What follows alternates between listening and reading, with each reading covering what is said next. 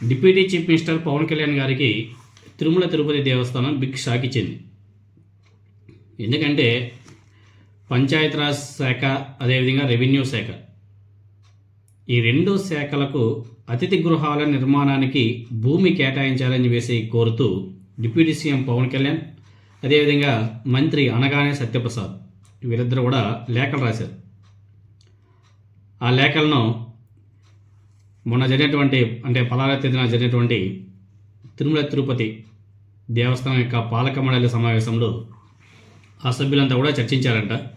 చర్చించి తిరుమల కొండ మీద భూమి లభ్యత లేని నేపథ్యంలో పవన్ కళ్యాణ్, అనగాని సత్యప్రసాద్ అభ్యర్థులను తోసిపుచ్చారంట.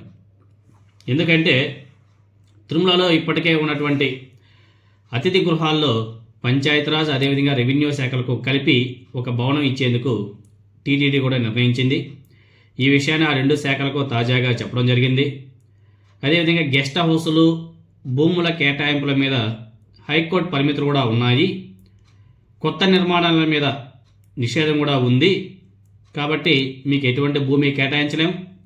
మీకు ఎటువంటి భూమి కేటాయించి అక్కడ కొత్త నిర్మాణాలు కూడా చేసే అవకాశం కూడా లేదు. ఎందుకంటే హైకోర్టు కొన్ని పరిమితులు కూడా విధించిందని చెప్పేసి చాలా స్పష్టం చేయడం కూడా జరిగింది. అదేవిధంగా శిథిలావస్థకు చేరినటువంటి గెస్ట్ హౌస్లు, అదేవిధంగా కాలేజీలను మాత్రమే పునర్నిర్మించాలనే నిబంధనలు కూడా ఉన్నాయని చెప్పేసి టీటీడీ పేర్కొనడం కూడా జరిగింది.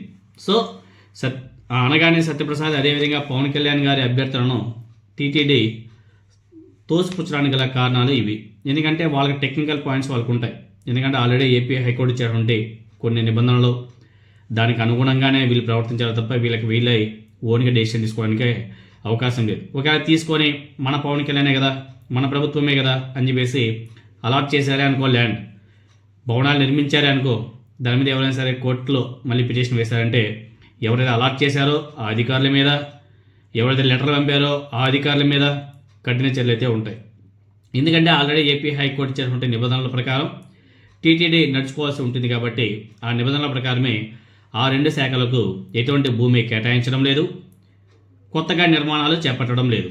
మీకు కావాలంటే ఆల్రెడీ పాత భవనాలు ఉన్నాయి, వాటిని మరి కొంచెం పునర్నిర్మించి ఆ భవనాన్ని మీకు కేటాయిస్తామని చెప్పేసి టీటీడీ చాలా స్పష్టంగా చెప్పడం జరిగింది. చాలా మంచి పనే.